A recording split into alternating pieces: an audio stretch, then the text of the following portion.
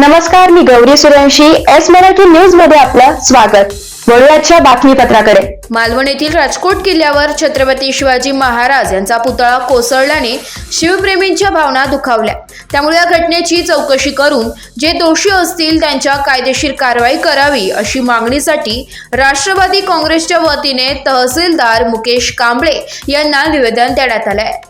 मालवणमधील राजकोट किल्ल्यावर उभारण्यात आलेल्या योगपुरुष छत्रपती शिवाजी महाराज यांचा पुतळा दुर्घटनाग्रस्त झालाय. हे अत्यंत वेदनादायी व संतापजनक आहे. केवळ 8 महिन्यात हा पुतळा पडतो हे अनाकलनीय आहे.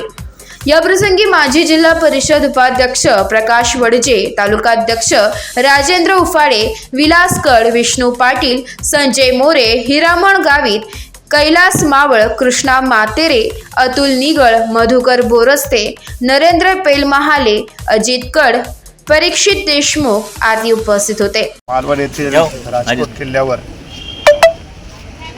मागच्या वर्षी जो हिंदवी स्वराज्याचे संस्थापक राजे छत्रपती शिवाजी महाराजांचा जो पुतळा उभारण्यात आला होता तो अत्यंत दुर्दैवीपणाने अनाकलनीयपणे त्या ठिकाणी तो पुतळा कोसळला.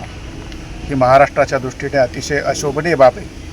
आम्ही सर्व राष्ट्रवादी काँग्रेस पक्षाचे कार्यकर्ते या घटनेचा ज्यांचे कोणी जे ठेकेदार असतील, त्यांचे जे कन्सल्टंट असतील त्यांचा आम्ही निषेध करतो आणि आजच्या या निवेदनाच्या माध्यमातून आम्ही शासनाकडे मागणी करतो की अतिशय भव्य दिव्य असं लवकरात लवकर छत्रपती शिवरायांचं स्मारक, छत्रपती शिवरायांचा पुतळा त्या ठिकाणी उभारण्यात यावा अशी आम्ही इंदोरी तालुका राष्ट्रवादी काँग्रेस पक्षाच्या वतीने शासनाकडे मागणी करतो.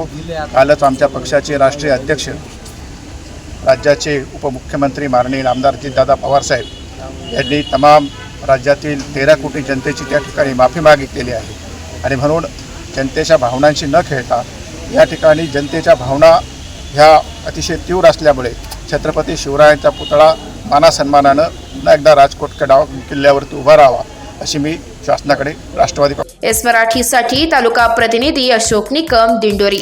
अशाच ताज्या घडामोडी जाणून घेण्यासाठी आमच्या एस मराठी न्यूजला लाईक करा, शेअर करा, सबस्क्राईब करा आणि पाहत रहा एस मराठी न्यूज.